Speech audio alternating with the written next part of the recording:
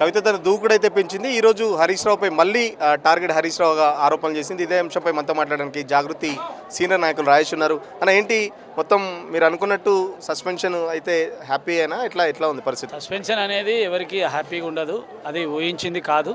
తను 20 సంవత్సరాలుగా పార్టీ కోసం కష్టపడ్డది. ఆ రోజు తెలంగాణ ఉద్యమంలో ఉన్నప్పుడు ఇట్లా తెలంగాణ రాష్ట్రం వస్తుంది అనుకోలేదు, ఈ విధంగా అధికారం వస్తుంది అనుకోలేదు.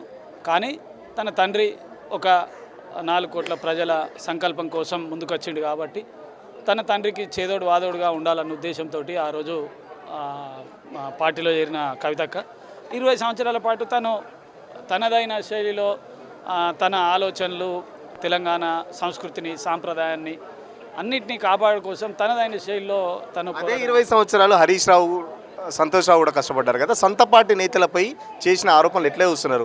పార్టీ వ్యతిరేక కార్యకలాపాలకు పాల్పడుతున్నందుకే మేము సస్పెండ్ చేశామని చెప్పేసి పార్టీ 60 లక్షల మంది సభ్యత్వం ముఖ్యం, నాకు సొంత బిడ్డను కూడా కాదంటున్నాడని చెప్పేసి కేసీఆర్ గురించి నేను గొప్పగా చెప్తున్నారు బీఆర్ఎస్ లీడర్లు. ఏం చెప్తారు మరి?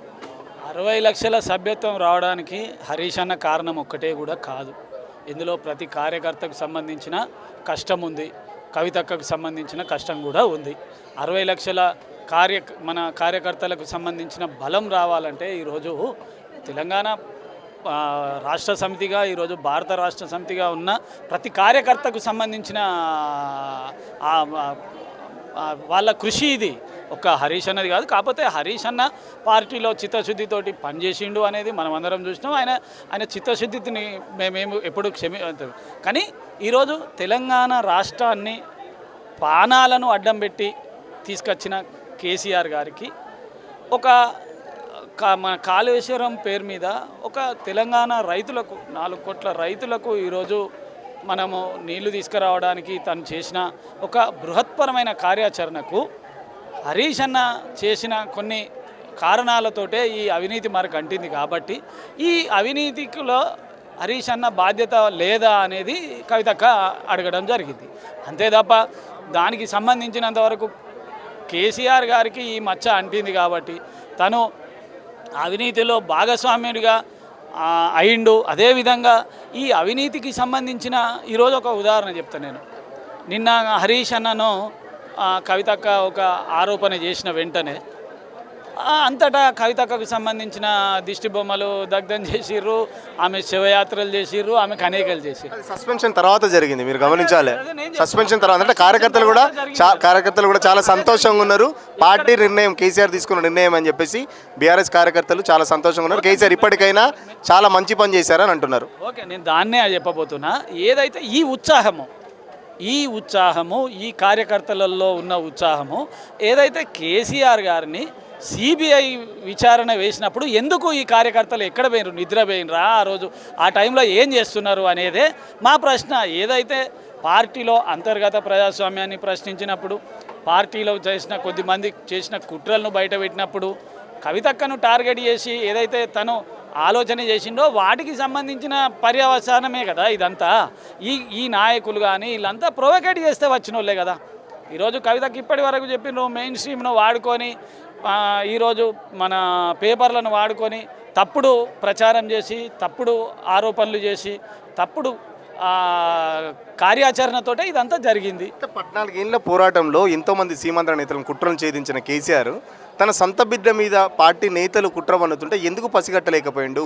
కేసీఆర్ వాళ్ళ వెంటే ఎందుకున్నాడు? సొంత బిడ్డ మీద ఎందుకు సస్పెన్షన్ వేటు వేసిండు అనుకుంటున్నారు మీరు?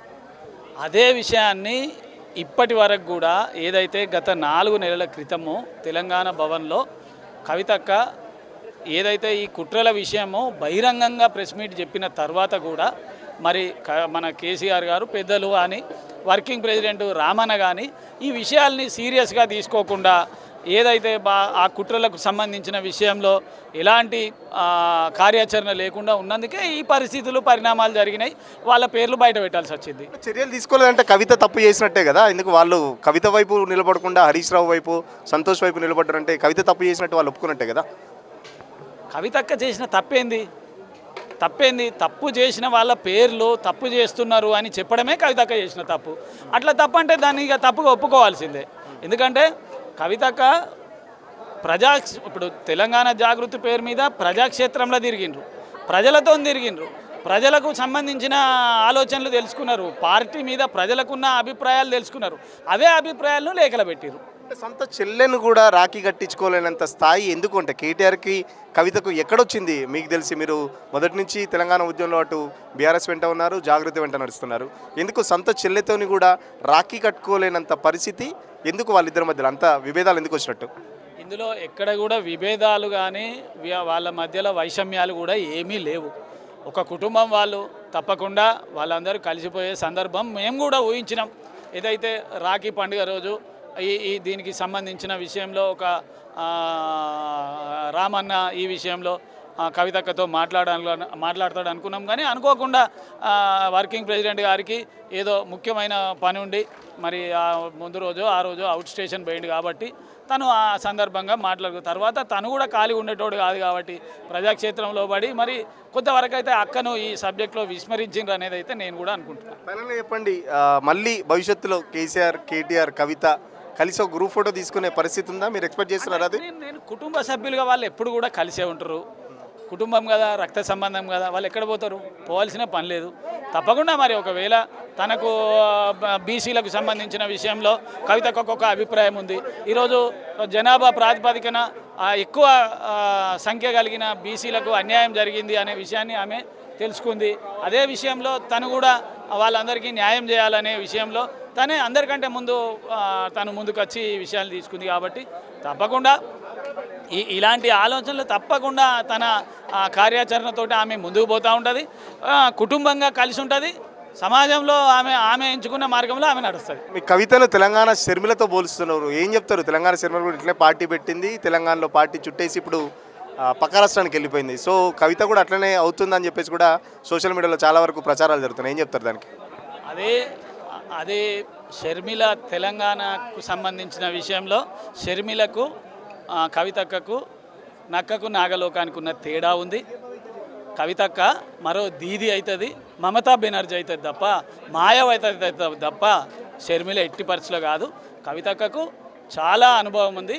షర్మిలతో పోల్చుకున్నట్టు అయిందంటే కవితక్క అనేక రకాల్లో అనేక విషయాల్లో రాజకీయంగా పరిణితి చెందిన వ్యక్తి, అనేక విషయాల్లో అనర్గళంగా తనకు సంబంధించిన భావాలను అభిప్రాయాలను వ్యక్తం చేసే వ్యక్తి, రాజకీయంగా తను ఢిల్లీ స్థాయిలో ల్యాబింగ్ చేసే వ్యక్తి, ముఖ్యంగా గ్రౌండ్లో ఏదో నాటకీయంగా పనిచేసే వ్యక్తి కాదు, ప్రజలతోని గంటలకు గంటలు వాళ్ళ కష్టాలు తెలుసుకునే వ్యక్తి కాబట్టి తప్పకుండా ప్రజలకు సంబంధించిన అభిమానాన్ని, ప్రజలకు సంబంధించిన ప్రోత్సాహాన్ని ఆమె తప్పకుండా వేసుకుంటారు. కానీ ఎక్కడ కూడా షర్మిలతో పోల్చుకోవడానికి పని లేదు.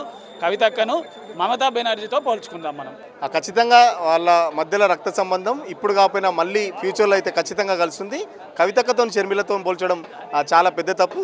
కవితక్క మరో దీది ఏదైతే పశ్చిమ బెంగాల్లో మమతా బెనర్జీ లాగా లేకపోతే ఉత్తరప్రదేశ్లో మాయావతి లాగా అవుతుంది. కేవలం అంతర్గత ప్రజాస్వామ్యాన్ని, పార్టీలో ఉన్న అంతర్గత ప్రజాస్వామ్యాన్ని ప్రశ్నించినందుకే కవితపై వేటు పడింది. సో ఏదైతే కవిత చేసిన ఆరోపణలకు సంబంధించి పార్టీ ఖచ్చితంగా సమాధానం చెప్పాల్సిన అవసరం ఉంది. కవిత వెంటే మేము నడుస్తామని చెప్పేసి జాగృతి నాయకులు చెప్తున్న పరిస్థితి. వీడియో జర్నలిస్ట్ మోహిత్తో, పల్లవి టీవీ, హైదరాబాద్.